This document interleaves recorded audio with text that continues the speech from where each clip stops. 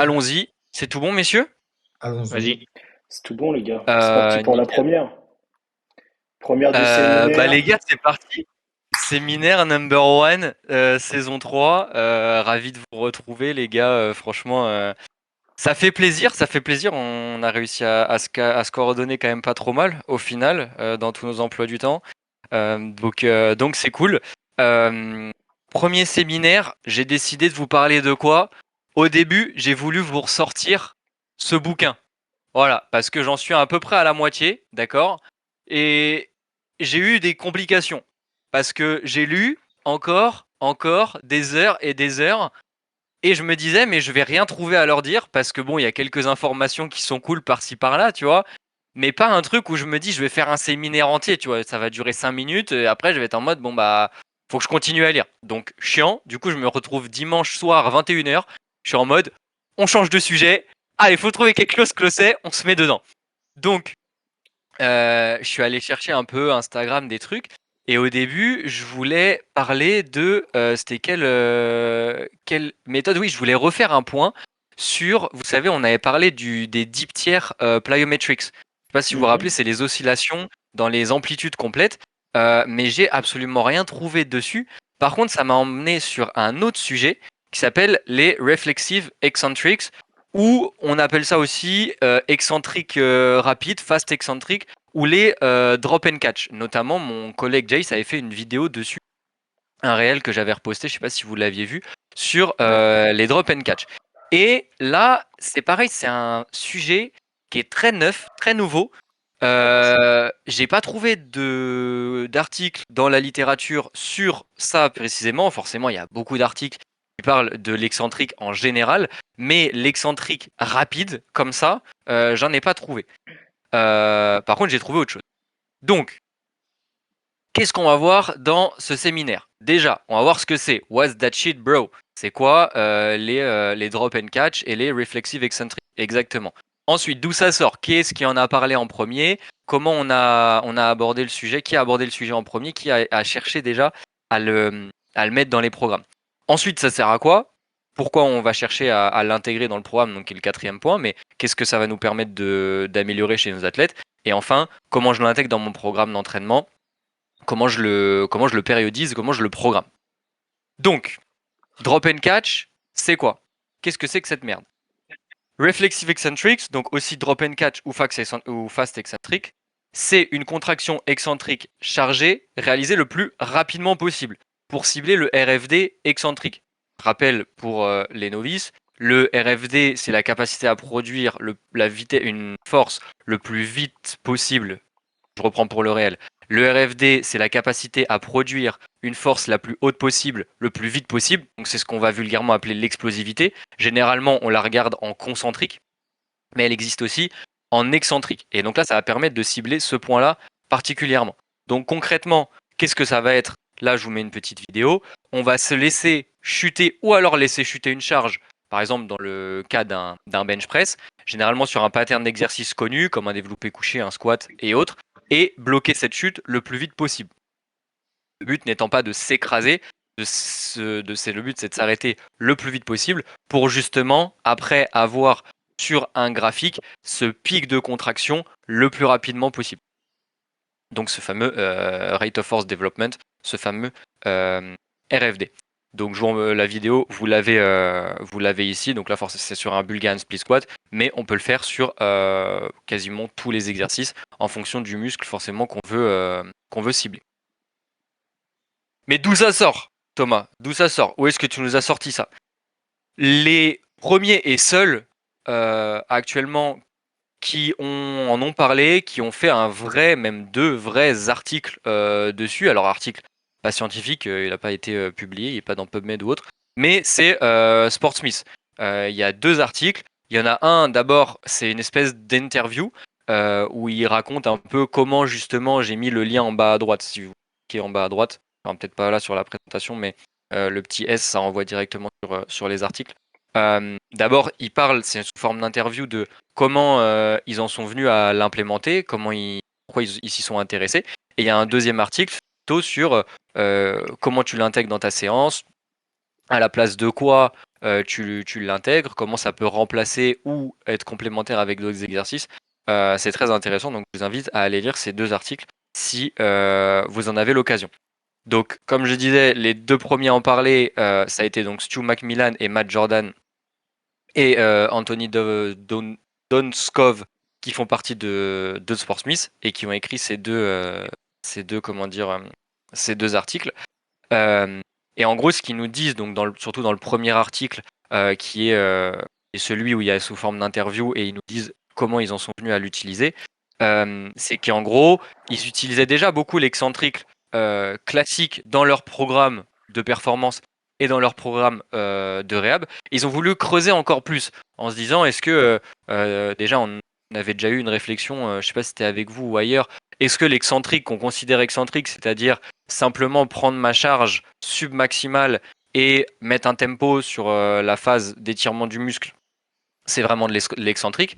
Ça, c'est une vue plutôt, on va dire, américaine et eastern de voir la chose. Mais il y avait une vue aussi plutôt western et soviétique de voir la chose, qui était que l'excentrique, justement, il devait y avoir de la vitesse dedans.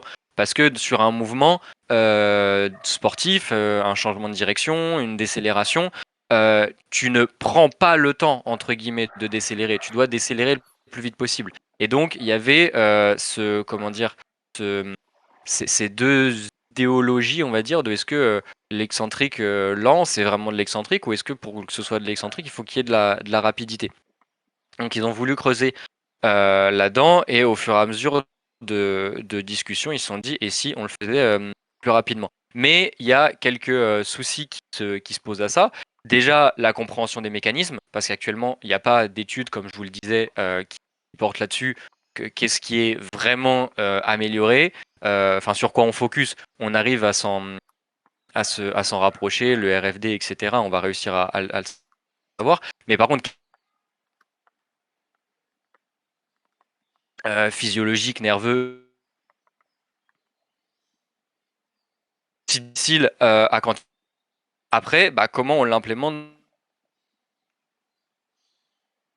d'athlètes, notamment de bobsleigh, qui sont très forts, très puissants, et ils ont vu que en implémentant cette méthode-là, ils avaient des assez bonnes performances, des bons en termes de performance, mais ils ne savaient pas vraiment l'expliquer. Donc c'est pour ça qu'ils ont voulu se pencher un peu dessus.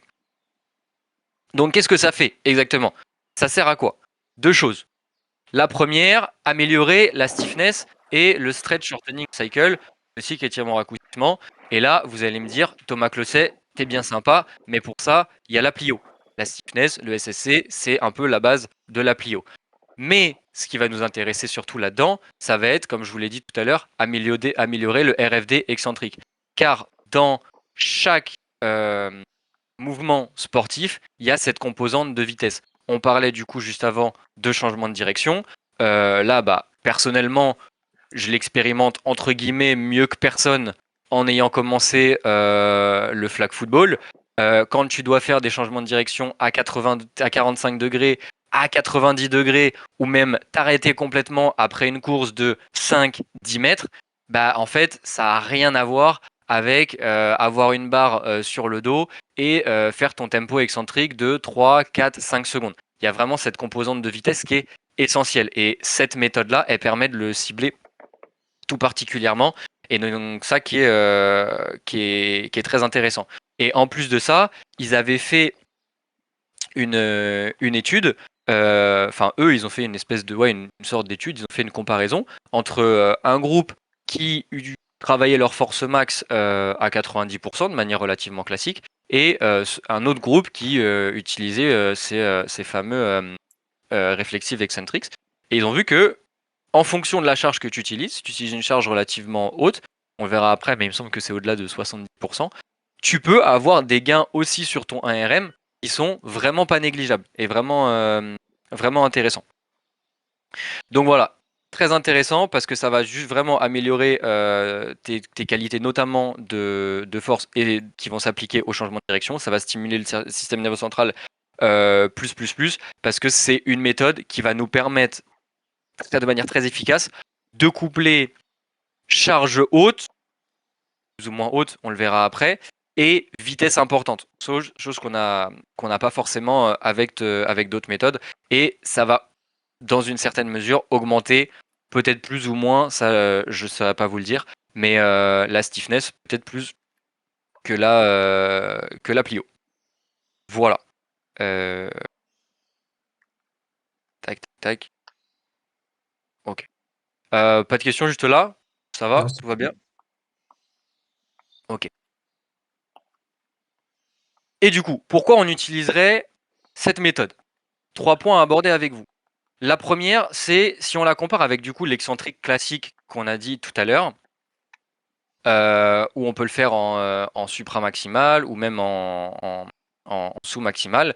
La comparaison, c'est que avec l'excentrique classique, on va généralement avoir une augmentation de la cross-sectional area, donc la masse musculaire, pour résumer, chose qu'on veut pas forcément dans un programme. Donc on peut choisir, est-ce que je veux aussi avoir une forme d'hypertrophie, je peux utiliser de l'excentrique plutôt classique, je veux pas, je peux utiliser des fast excentriques, qui vont limiter du coup cette prise de masse musculaire. Par contre, ce qui est vraiment avéré, c'est que l'excentrique classique va améliorer la tolérance des tendons et leur stiffness. Donc, la stiffness, on a dit que ça allait l'améliorer. Cette manière-là de travailler, est-ce que ça va vraiment ça va améliorer la tolérance des tendons? La vitesse pour les tendons, c'est pas toujours une bonne chose. Donc, peut-être qu'il va y avoir un couplage à faire entre le classique et les reflexive eccentrics en fonction justement de ce que chacun apporte. Et ensuite, enfin, tout ce qui est excentrique supra-maximaux, ça va être quand même dur à mettre en place. Soit ça va demander du matériel, soit ça va demander plus de personnes, soit ça va demander d'être vraiment, avancé en termes de niveau pour supporter une charge qui est à 105, 110, 115% de ton max. Disons qu'en termes de logistique, c'est pas forcément le plus simple. Ensuite, au niveau des DOMS, au niveau des courbatures, on peut certes l'intégrer, on peut intégrer les excentriques classiques dans notre programme, mais il faut savoir que ça va grandement impacter nos courbatures. Alors, pardon, je vais reprendre ça, on le coupera dans la vidéo. En fait, là, l'intégrité, le pilier de notre agence, tout ça, c'est un truc que j'ai oublié de modifier dans la présentation. Désolé, c'est une catastrophe pour la présentation. C'était le truc de base. Et j'ai complètement oublié de réécrire ce que je voulais écrire. Encore, je me disais, merde, là, mes notes sont un peu bizarres. Rouge. Bizarre. Mais c'est pas grave. À ce moment-là, je vais reprendre et on mettra une vidéo, on mettra des trucs pour combler. Pardon. Mais du coup, voilà. Donc pour reprendre, l'excentrique classique, ça va causer beaucoup de courbatures à notre athlète. Et c'est potentiellement quelque chose qu'on veut éviter, surtout si on a envie de travailler sur l'excentrique, mais on est en in-season. Par exemple, je suis en in-season, je veux travailler avec mon gars, mais en fait, il va avoir 3, 4, 5 entraînements technico-tactiques par semaine, ou alors il va avoir son match, on est à J-2, J-1, J-3, j'ai pas envie qu'il arrive au match complètement courbaturé. Donc, ça va être une manière aussi, les reflexive excentriques, de travailler sur cette composante excentrique sans rajouter des courbatures. Et enfin, comme je vous disais tout à l'heure, l'amélioration du 1RM. Donc les reflexive eccentrics, en dessous de 70% même, donc sur des charges qui sont bien sous-maximales, on mettrait parfois des meilleures améliorations du 1RM et du RFD en ISO comparé à une méthode classique qui utilise du 90% RM en concentrique. Mais une fois de plus, il nous parle de ça dans l'article, il ne donne pas d'infos sur l'étude, donc ça se discute et c'est un truc à revoir et à potentiellement tester par nous-mêmes. Ensuite, comment on l'intègre dans une programmation? Donc, première chose qu'ils nous disent, c'est attention, il faut quand même avoir une bonne base athlétique.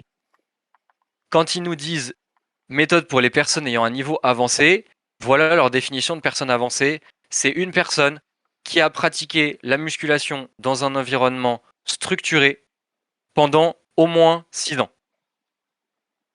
ça réduit quand même le panel d'athlètes auquel on s'adresse drastiquement.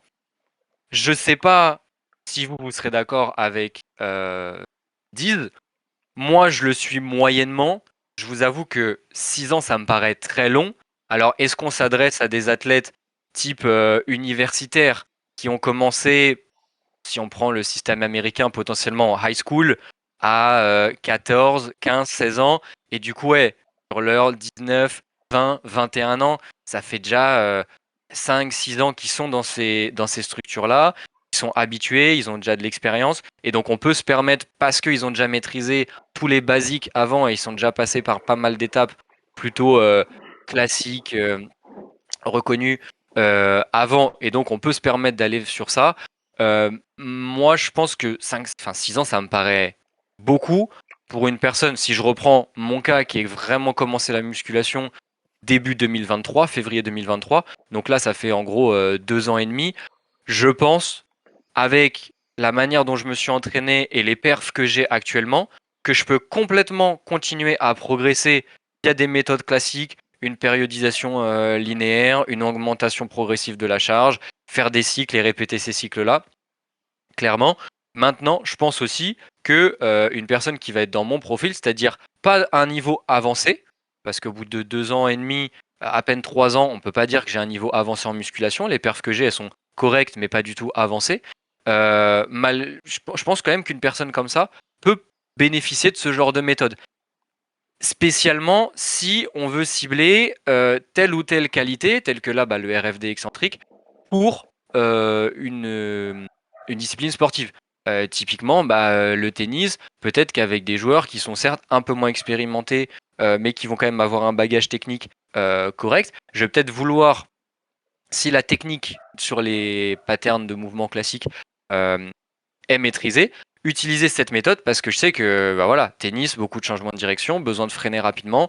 Je sais que mon joueur, peut-être qu'il a que 19 ans, peut-être qu'il a que 20 ans, mais en fait, cette méthode-là, si ça lui fait gagner 5% ou 3% sur son RFD excentrique et que en fait, sur une période de 4, 5, 6 semaines, il va vraiment progresser là-dessus, ça va faire peut-être une grosse différence dans son jeu. Et en fait, derrière, il peut y avoir d'autres enjeux qui découlent. Hein. Tu as 19 ans, tu es sur un circuit qui est petit, qui ramène pas beaucoup d'argent. Imagine que tu gagnes 1, 2, 3 tournois, ça peut changer ta carrière. Donc je suis pas en train de dire que cette méthode-là, mise au bon moment, va changer ta carrière. Mais c'est juste pour nuancer ce qu'ils disent sur personnes ayant un niveau avancé quand ils le définissent avec 6 ans ou plus d'entraînement dans un environnement structuré. Ensuite, ils nous disent comment l'implémenter sur des patterns de base, push, pull, squat, hinge, classique, des trucs qui sont maîtrisés, des trucs sur lesquels qui vont pas demander trop de coordination ou moins de coordination, on verra pourquoi après, mais ils nous incitent à les implémenter sur ce genre de pattern à la base. Donc on va retrouver tout ce qui est le Bulgarian Split Squat qu'on a vu tout à l'heure, front rack Bulgarian Split Squat, sur du front squat classique, sur du back squat classique, tout ça. Pourquoi ? Parce que plus on augmente, plus on complexifie le mouvement, plus il va demander de coordination, plus on va devoir diminuer la charge pour maintenir la vitesse.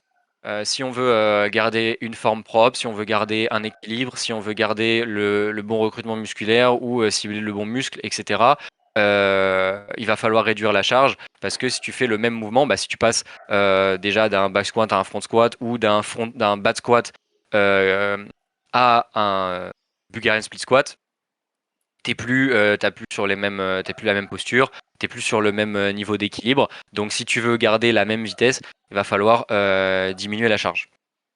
Maintenant, on sait que en unilatéral, on est plus fort qu'en bilatéral. Donc est-ce que cette manière-là permet pas, de manière isolée, d'appliquer plus de charge ? Ça peut être aussi une discussion à avoir. Ils n'ont pas creusé là-dedans. Ensuite, ils nous parlent dans comment l'intégrer dans ta programmation. Ils nous disent que eux, ils utilisent une périodisation conjuguée. Donc pour rappel, périodisation conjuguée, on va avoir 3 types d'entraînement. On va avoir les efforts maximaux, basiquement de la force max et des efforts lourds, des efforts dynamiques, taux puissance explo, et des efforts répétés, qui va se rapprocher plutôt de l'hypertrophie, presque endurance de force. Et tu peux intégrer ces 3 types d'entraînement dans ta semaine qui permettent au final d'avoir un stimulus sur à peu près tout le spectre de la force, si on veut résumer ça grossièrement. Et du coup, eux, ils disent que ça s'intègre très bien dans les séances dynamiques. Les séances dynamiques où tu vas coupler ça avec des sauts, où tu vas coupler ça avec des mouvements rapides. Ils intègrent ça là-dedans. Ils le mettent pas, ils en parlaient pas eux, même si on verra un graphe après qui est intéressant.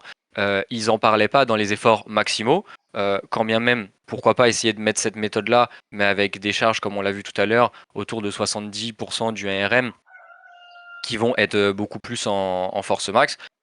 Ils en parlent pas, ça peut être pareil, une ouverture, mais eux, là où ils l'implémentent le plus, ça va être dans les efforts dynamiques.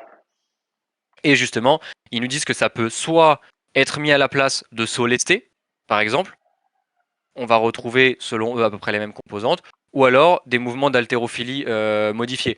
Parce que quand tu fais ton clean, et bah ton clean ton épaulé, pardon, tu fais ton épaulé, tu vas avoir une composante excentrique. Est-ce que, en fonction bien sûr de la consigne du coach, est-ce que tu vas aller chercher, quand tu vas descendre sous ta barre et tu vas drop sous ta barre, est-ce que tu vas chercher à aller le plus bas possible et justement travailler typiquement sur un front squat après être passé sous la barre? Ou alors est-ce que tu vas demander à bloquer le plus possible? Et bah potentiellement, si tu demandes à bloquer le plus possible, si tu as l'envie de travailler sur ce RFD excentrique, tu peux changer ça via les reflexive eccentric, qui va aussi avoir l'avantage de demander moins de technique.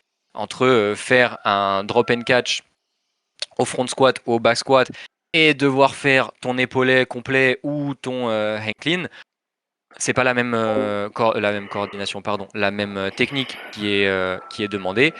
Donc avec un athlète avec qui t'as pas forcément le temps de passer du temps sur apprendre la technique, répéter la technique, etc. Ça peut être intéressant. Voilà ce qu'ils nous donnent ensuite comme graphique pour travailler et comment l'intégrer à la programmation. Dans leur article, ils parlent uniquement, quasiment, de la partie de gauche qui est plutôt la partie nerveuse intensité. Donc là, qu'est-ce qu'ils nous disent? Des séries entre 2 et 10 séries, avec des répétitions allant soit de 1 à 3, soit de 3 à 5. Donc c'est quand même quelque chose qui est relativement large. Et vous voyez, ils nous parlaient des dynamic efforts et que ça peut remplacer des sauts lestés et des mouvements d'haltérophilie. Mais là, ils vont nous donner des charges entre 85 et 100% d'ARM ou 0, 30%. C'est vrai que dans l'article, ils nous parlent beaucoup de la partie basse du spectre, 0, 30%, pour remplacer tout ce qui est effort dynamique. Mais même s'ils nous décrivent pas trop et ils ne développent pas trop sur la partie force max, ça peut quand même s'y appliquer. Répétition entre 3 à 5 minutes ou alors entre 1 minute 30 à 2 minutes suivant ce qu'on veut travailler. Et cette fois-ci, on aura une réponse du coup plutôt nerveuse. Et de l'autre côté du spectre, on va avoir une charge qui est plutôt autour des 50%, en dessous des 60%, et là qui va avoir un effet beaucoup plus métabolique. Et là, on va plutôt être sur du 2-4 reps avec séries, pardon, avec beaucoup plus de répétitions, 2 à 4 séries, beaucoup plus de répétitions, entre 12 et 15. Une charge qui est beaucoup plus intermédiaire, autour de 50, en 75% de ARM et des temps de récupération qui vont être beaucoup plus courts, presque même si on met 30 secondes, ça peut même être sous forme de cluster, 30 secondes jusqu'à 1 minute 30. Et là, on va plutôt avoir une réponse sur l'hormone de croissance, HGH, si je ne dis pas de bêtises. Voilà. Pour ce qui est la partie en haut, je vous avoue que le 1 à 23 avec la flèche qui va dans tous les sens, j'ai pas réussi, j'ai passé du temps, mais j'ai pas compris le 1, 3, 5, enfin 1, 3, 7, 9, 13. Si ça vous évoque quelque chose comme ça, n'hésitez pas. Moi, personnellement, Est-ce que ce serait les semaines de travail, par exemple? j'ai pensé, oui, semaine de travail, mais en même temps, je me dis, c'est un peu. Euh, ouais, c'est pour ça que, ouais, pourquoi pas, passer de l'un à l'autre. Pour ça qu'il y aurait la flèche dans les deux sens. Je me dis, c'est bizarre, potentiellement, on mettrait le métabolique avant et le nerveux intensité après. Mais bon, C'est l'âge. Tu commences à 1 an, tu finis à 23. Après, tu peux plus, t'es plus athlète. ah bah oui, c'est vrai. Après, ça y est, t'es périmé. Non, ouais, je sais pas, ouais, Bon, je sais pas 23 si ça vous semaines. pas. Mais bon, voilà. Après, Écoutez, 23 semaines de travail sur ça, c'est ouais, un ouais, peu. ouais, ça me paraît beaucoup aussi. Que je sais pas trop. Je sais pas trop. Et voilà. Donc, écoutez, qu'est-ce que vous en pensez? Qu'est-ce que vous en dites? Qu'est-ce que ça vous évoque? la discussion est ouverte. Bah, Les drop and catch, tu considères ça comme des réflexives excentriques ou pas? Ouais, en fait, réflexive excentrique, c'est aussi appelé actuellement, si tu regardes sur Instagram et autres, fast eccentrics, drop and Ouais. catch, c'est ça les différents termes, mais ça Jump revient aussi. à la même chose. bah, dans tous les cas, pour moi, on rentre Et que t'as une dans, excentrique rapide, ça. bah, on rentre directement dans c'est quoi les besoins de l'athlète pur et dur, parce que bah, dans ton sport, en compétition, en condition, tu dois tu dois pouvoir passer de un excentrique rapide à un concentrique rapide. Donc c'est sûr que quand on en parle, ça paraît complètement logique de savoir pouvoir freiner très rapidement pour pouvoir ensuite repartir très rapidement. En fait, que ton élastique, donc en gros ton muscle, il soit très efficient dans les deux sens. Si ton élastique n'est pas efficient sur la partie excentrique, il ne le sera pas non plus sur la partie concentrique parce que tu auras une déperdition de force, etc. Mm. Donc ça paraît totalement logique. Juste moi, j'avais envie de rebondir sur les 6 ans de pratique. Je pense c'est peut-être pas la bonne manière de penser en disant, OK, j'ai besoin de 6 ans de pratique. Non, je pense que c'est plutôt être, OK, quels sont les besoins pour pouvoir ensuite pouvoir utiliser ça? Quelles sont les bases que je dois avoir check pour pouvoir arriver à ça? Est-ce que déjà, pour moi, est-ce que déjà ne pas juste pouvoir, pardon, savoir freiner ton excentrique et pouvoir savoir s'arrêter à un point donné, ce serait pas déjà, par exemple, ça pourrait faire partie d'une des bases pour pouvoir ensuite passer à cette méthode-là. Par exemple, Mm. il y a plein d'athlètes, tu leur dis, tu me fais un, un genre de drop jump où tu finis en ISO. Je ne sais toujours pas le nom de cet exercice correctement, mais tu fais ton drop jump ISO, et ben il y en a plein qui n'arrivent pas à s'arrêter d'un coup et qui continuent de Ah oui, c'est un altitude descendre. drop. Ouais, voilà, À un quoi? altitude drop, mais à chaque Ouais, fois, altitude drop. donc au lieu de t'arrêter en ISO, et ben tu continues de descendre, alors que tu es toujours en train de battre. Non, tu t'arrêtes d'un coup. Mais ils y arrivent pas, Ouais, ils y arrivent pas. Donc ça, pour moi, tu vois, ça c'est un no-go. Ça veut dire que bah, tu peux pas utiliser cette méthode-là parce que bah, déjà cette partie-là, ils n'arrivent entièrement pas à la faire. d'accord. Et pour aller encore plus loin là-dessus, euh, là où justement ils parlent d'expérience, alors justement tout ce qui est altitude drop, ils en parlent un petit peu dans leur article.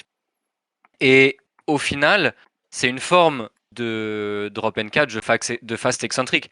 Et moi, typiquement, avec mes jeunes qui vont de 12 à actuellement 12 à 17 ans, dont la majorité, voire tous, débutent, ça fait que 1 an ou 2 ans qu'ils font un peu de musculation, qu'ils font un petit peu de trucs par-ci par-là. Mais en fait, moi, des altitude drop, j'ai commencé à en mettre dès l'année dernière. C'était la base de ma future pliométrie, en fait. Tu vois? Et justement, sur ces mouvements-là, on a travaillé sur bah, comment je positionne mes genoux, comment je positionne mes pieds, comment je coordonne la flexion de mes hanches et la flexion de mes genoux. Et au final, c'est une forme de drop and catch, c'est une forme de réflexive excentrique qu'on a utilisé extrêmement tôt, puisqu'ils sont pas du tout, ils n'ont pas du tout d'expérience là-dedans. On n'était pas encore du tout passé par toute la phase technique de comment je fais mon back squat, comment je fais un front squat, comment j'essaie d'introduire comment je fais un clean, comment je fais un big hand split squat, etc. Donc au final, peut-être que oui, si tu veux charger, si tu veux faire ton réflexive excentrique à 80% de 1 RM, là, effectivement, il va te falloir une grosse base athlétique.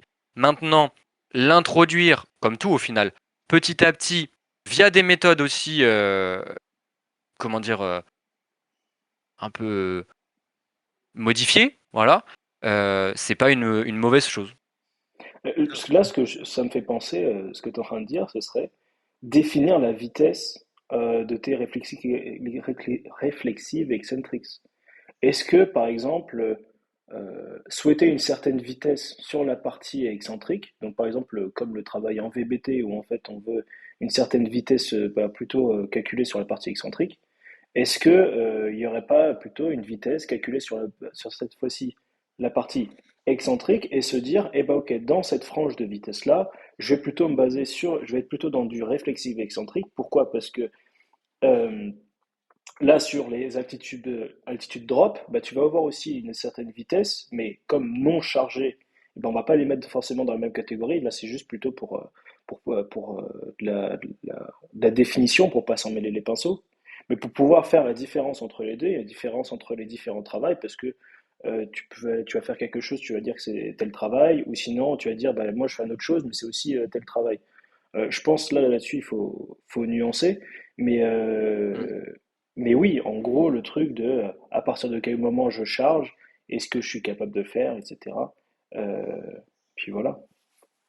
Mais Ouais, de l'instant où tu as un contrôle, une coordination et un contrôle moteur suffisant, je sais faire un squat normal, je sais faire un squat, un split squat, après je sais faire un Bulgarian split squat, je sais utiliser mon genou, je sais coordonner la flexion de mon genou, la flexion de mes hanches, le voilà. contrôle de mon tronc, est-ce que j'ai le gainage suffisant, choses qui peuvent arriver, alors forcément ça va arriver plutôt sur le tard, mais qui peuvent arriver vite. Tu as des joueurs où tu prends des personnes plus âgées qui ont commencé la musculation plus tard.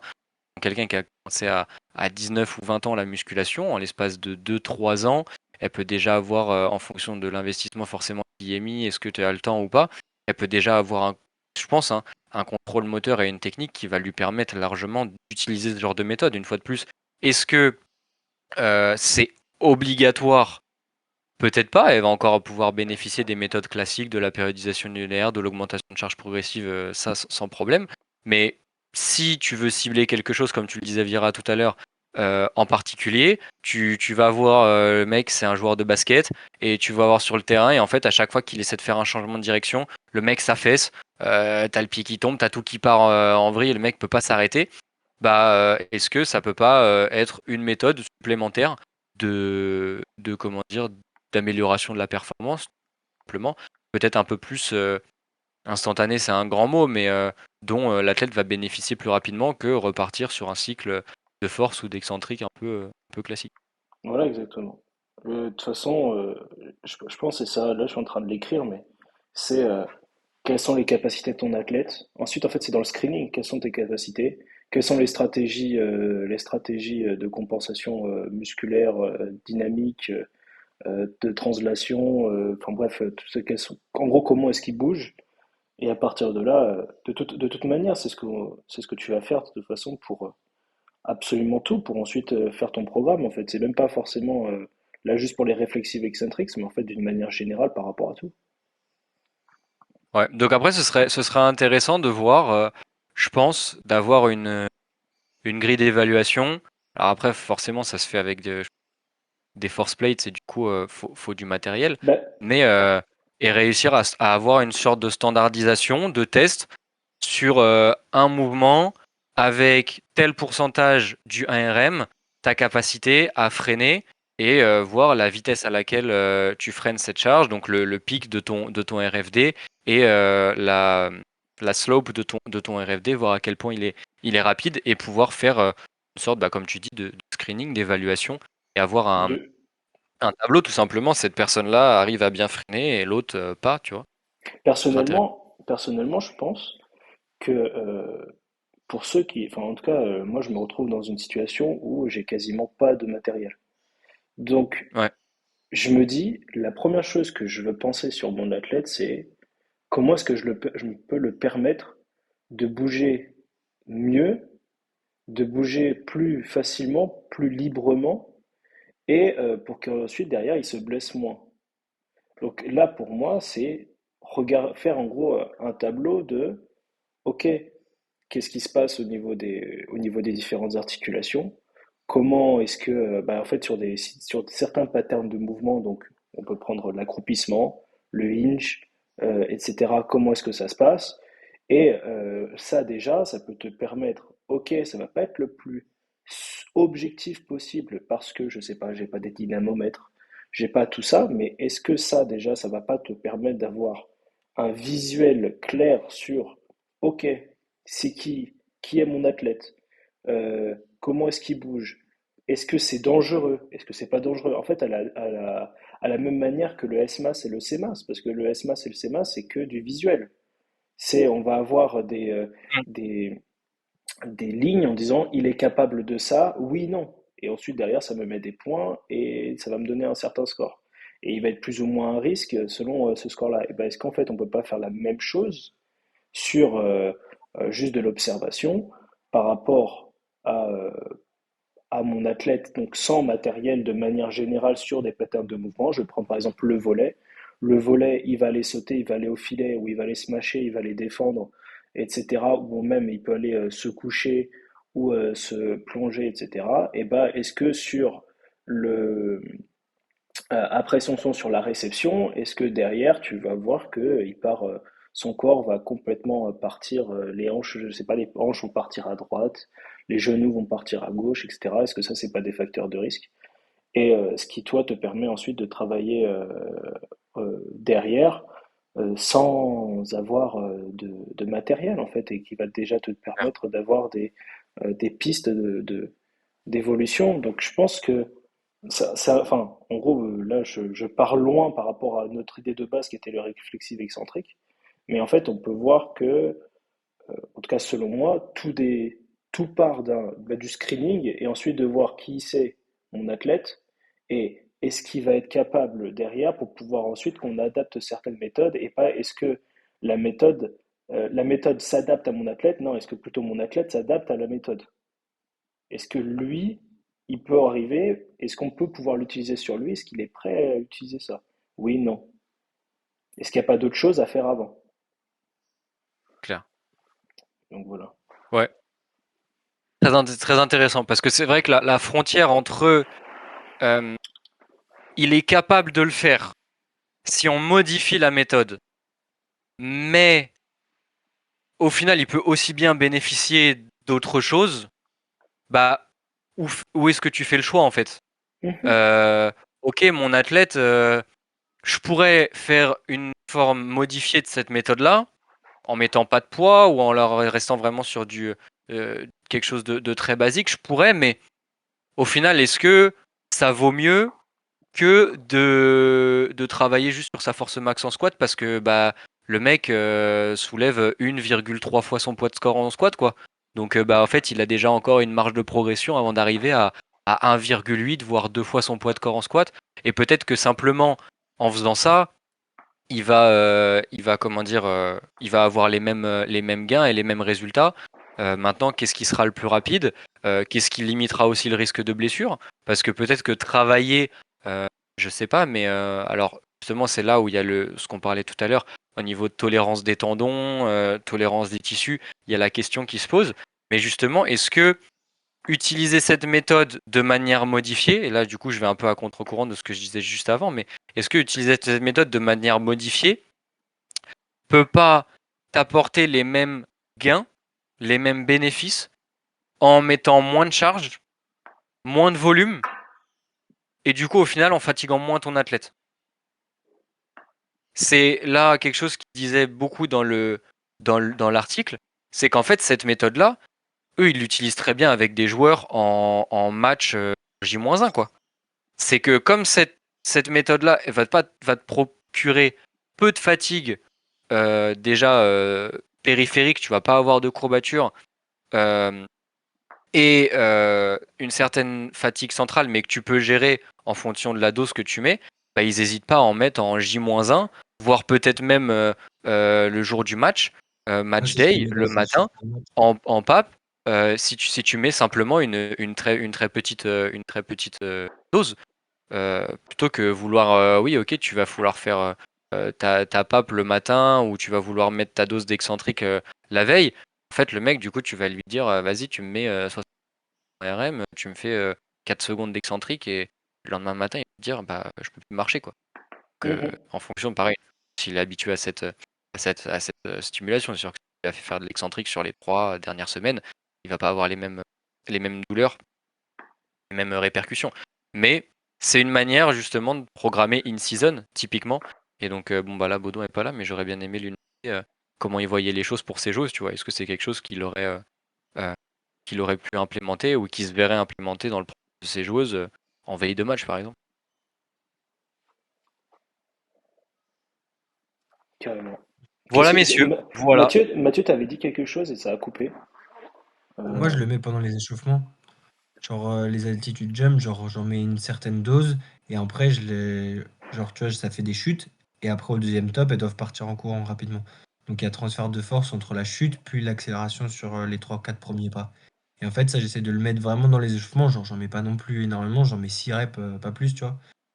Et même sur les pompes, j'ai essayé d'en mettre, mais bon, et vu comme ils sont encore un peu faibles, bah, je force pas le truc. Mais tu sais, de faire des chutes sur les pompes. Donc assez rapidement. Ou sinon, c'est des drop and catch avec une balle de tennis, tu sais. Tu mets ta balle de tennis là, tu la lâches et tu la remontes le plus vite possible. Ouais, ouais, ouais. Et ça, tu vois, soit sur l'échauffement, soit pendant l'échauffement du match. En vrai, ça permet de réactiver les informations qu'elles vont avoir pendant le match, en fait. Parce qu'elles vont descendre rapidement, elles vont aller sur le côté, elles vont avoir ces efforts-là à fournir. Donc je me dis, si déjà à la chauffe, il y a un petit peu de ce genre de choses qui est mis en place. J'ai pas eu de soucis sur les matchs, j'ai tout le temps eu des bonnes sensations. J'ai eu des petits, des petites problématiques sur l'équipe régionale. Une fois, j'avais essayé de le faire faire sur l'équipe régionale, et en fait, les filles, elles n'étaient pas du tout adaptées à ça. Donc il faut quand même avoir une population qui est adapté à ce genre de travail. Et là où c'est Du moment. intéressant, et ce que je voulais revenir sur ça, c'est en fait, on le fait en concentrique. Genre, on se pose pas la question en concentrique. À chaque fois que tu as une barre, tu veux faire de la vitesse, tu dis à ton athlète, bah, mets l'intention de pousser ta barre le plus vite possible. Sauf qu'en fait, on peut le faire à 60, 80, on peut le faire à toutes les vitesses en fait sur le concentrique. Donc je trouve qu'on se pose moins de questions sur le concentrique parce que c'est plus obvious et on ne pose pas ces questions-là sur l'excentrique. Parce qu'en fait, si tu sais descendre rapidement, bah ouais, tu auras moins de problèmes, tu n'auras pas de déformation, tu n'auras pas tout ça. Donc en fait, je sais pas, genre ce truc-là, ça n'a pas été réfléchi Mm. sur le concentrique, alors qu'en vrai, c'est les mêmes problématiques. Genre, si tu accélères rapidement et que ton athlète, il est pas capable d'accélérer rapidement, bah en fait, tu n'auras pas de gain. Mais vu comme il est obligé de soulever sa barre, imaginons on prend du DC. Imaginons que tu fais du concentrique rapide au DC. Bah en fait, s'il soulève pas sa barre, il peut pas faire de concentrique rapide. Donc tu vois, c'est la même truc que faire de l'excentrique rapide. C'est-à-dire que s'il tolère pas la charge qu'il met sur sa barre, bah en fait, ça sert à rien qu'il fasse de l'excentrique rapide. Donc Mais pour moi, ça dépend pas forcément des années de musculation, mais ça dépend plus de la capacité à savoir se déformer et à renvoyer la force derrière. après, je Donc pour pense ça, qu'il, non, je pense que pourquoi est-ce qu'ils ont jusqu'à aujourd'hui, ce sont des choses qui on va petit à petit, je pense, c'est plutôt par rapport à, à ce que tu avais dit au début que le c'est, par rapport à la vision western, où en fait on faisait de l'excentrique, c'était forcément du lourd et forcément hum, lent. Et donc derrière, c'était forcément beaucoup de courbatures, beaucoup de dégâts, etc. Euh, hum, mais ensuite, là c'est très à la mode en fait.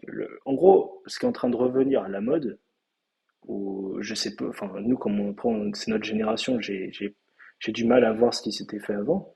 Mais en fait, c'est parce qu'on est en train de repartir sur l'entraînement, il se base autour de la pliométrie, que ce soit haut ou bas. Et en fait, tout ce qu'on est en train de voir partout sur les réseaux ou autre part, tout se base autour de la pliométrie, tout se base sur ce fait de rebond, que ce soit un rebond excentrique et du coup rebond concentrique. Et ensuite, derrière, on arrive à coupler de la force, que ce soit en excentrique et que ce soit en concentrique, pour ensuite, derrière, avoir un mouvement le plus efficient possible, le plus puissant possible et qu'on puisse performer le mieux possible. Ouais, c'est intéressant, c'est qui, qui change complètement un peu de euh, justement comme je vous avais expliqué ce que raconte le bouquin que je suis en train de lire là au tout début, où en fait on a eu sur ces dernières années, sur ces mêmes, je dirais peut-être deux, trois dernières décennies, une influence colossale du culturisme, donc de l'hypertrophie, donc de quelque chose qui n'est pas, comme tu dis, fonctionnel, où on va simplement s'intéresser à un volume d'un nombre de répétitions, des charges, pourcentage de RM comparé à comment dire, à un nombre de répétitions, ou avec des programmes classiques push-pull-leg qui plaisent à la grande majorité des gens, parce que les gens, ce qu'ils veulent, tu prends un mec lambda dans la rue, qu'est-ce qu'il veut? Il veut avoir un haut du corps gros et des gros bras, et il veut être fort en haut, voilà. Donc en fait, il y a eu une pensée un peu commune et qui s'est répandue énormément, avec du coup des choses qui en ont découlé de ah bah non, la musculation, ça te fait prendre du poids, du coup, tu es moins efficace quand tu te veux être un sprinter ou un marathonien ou un cycliste ou que sais-je. Euh, alors que en fait, ça va beaucoup, beaucoup plus loin que ça.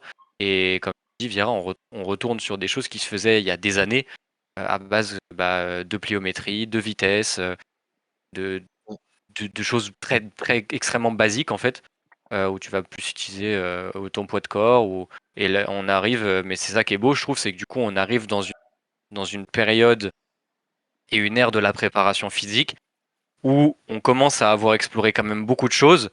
Et maintenant, comment je mets un peu tout en relation?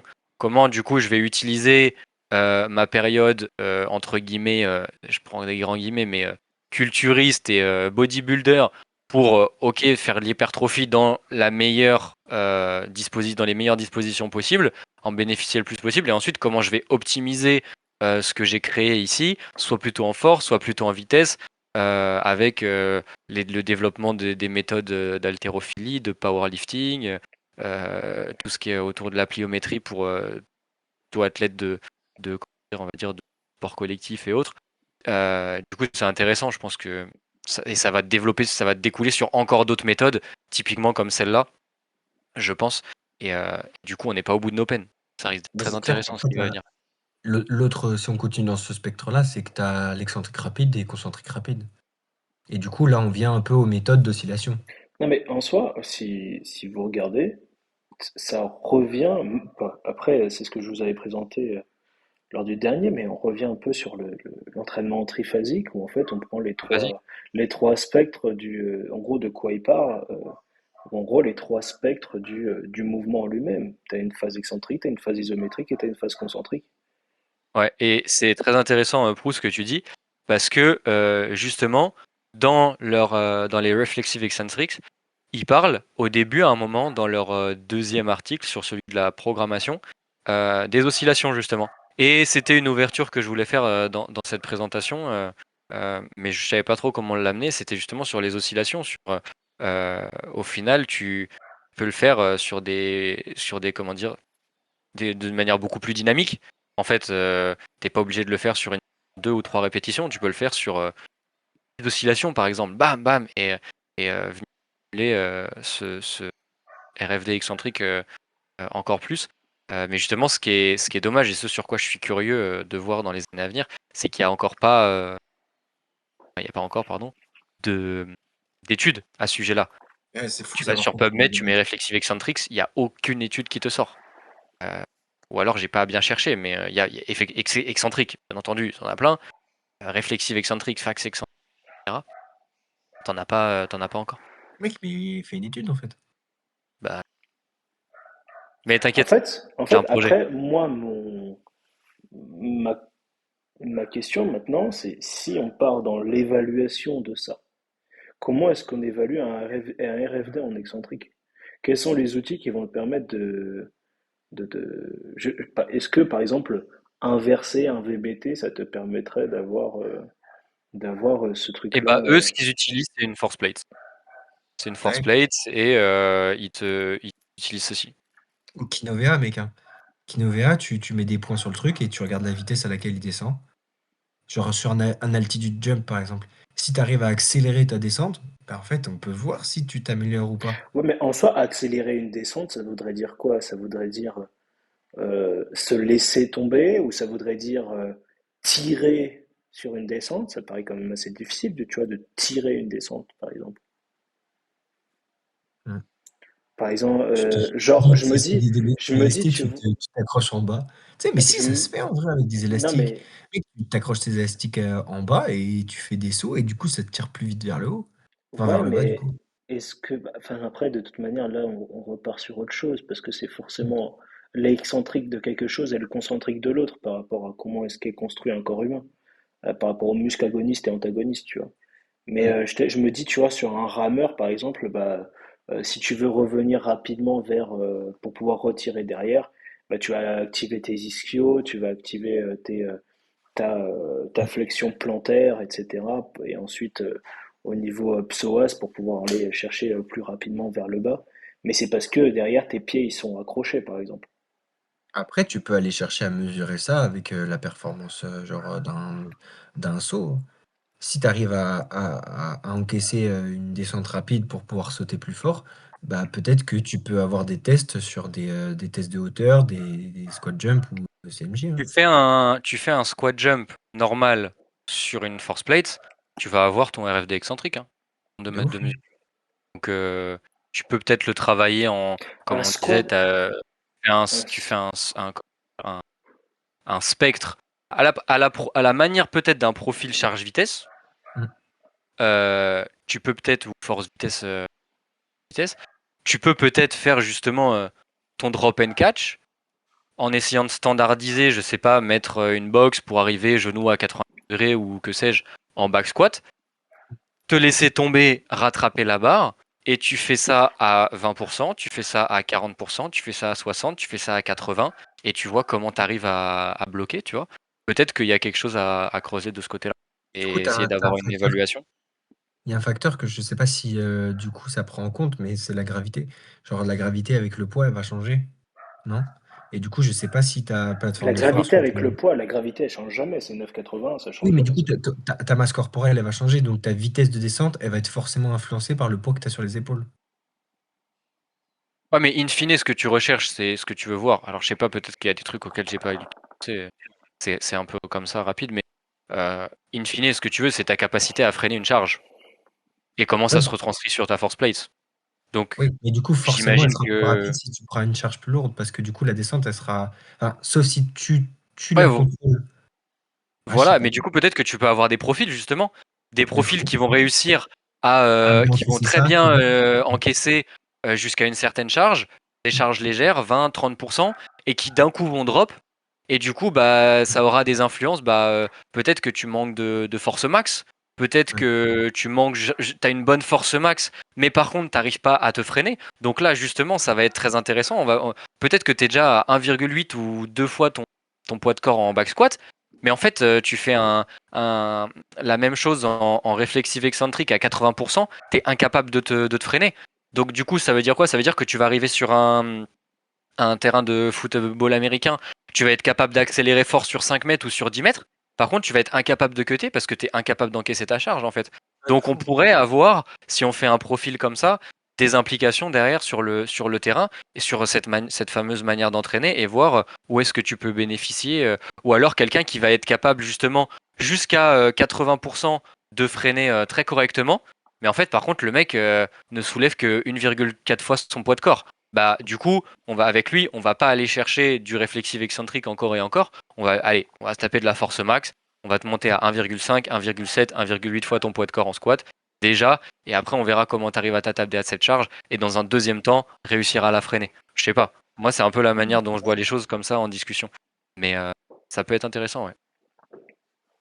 C'est bizarre que ça ait été jamais réfléchi, ça, ce truc-là. Ça Si, vient. ça, C'est en- si, ça a dû être réfléchi. Ça a dû être réfléchi. C'est comme les. Mais je pense que c'est juste, on n'avait pas les manières, comment dire, les outils technologiques qui nous permettent d'appuyer sur certaines choses. Genre, c'est comme par exemple, quand on était à la fac avec Baudouin, quand on a fait notre mémoire sur le changement de direction, on était là, on cherchait des trucs, il y avait quasiment rien sur le changement de direction. Mais après, quand on en parlait avec les profs, ils nous disaient, ouais, mais en fait, il y avait rien sur le changement de direction, c'est parce que c'est juste trop difficile à pouvoir surévalué. à évaluer. Et du coup, bah, on est parti sur le sprint en linéaire parce que bah, sur le linéaire, c'est plus facile. Mais quand tu regardes le tout premier gars qui a voulu s'intéresser au changement de direction, bah, ils sont intéressés plutôt au changement de direction qu'au sprint. C'est Ouais. juste parce que c'est plus facile. Bah, du coup, je pense, tu vois, c'est juste par Derrière, rapport c'est à. dur à standardiser, et du coup, c'est dur à évaluer. Ça fait rentrer énormément de choses en jeu. C'est sûr que Exactement, genre je c'est. pense que c'est Ouais. vaut mieux prendre les bases et ensuite être puissant, bon sur les bases et ensuite tu évolues sur d'autres choses quoi. Pour terminer, du coup, bon, j'ai fait cette petite diapo avec le merci. Et j'ai bien aimé une petite phrase qui dit, du coup, Stu McMillan, où il dit: We moved from a traditional get big, strong and powerful mindset to a more nuanced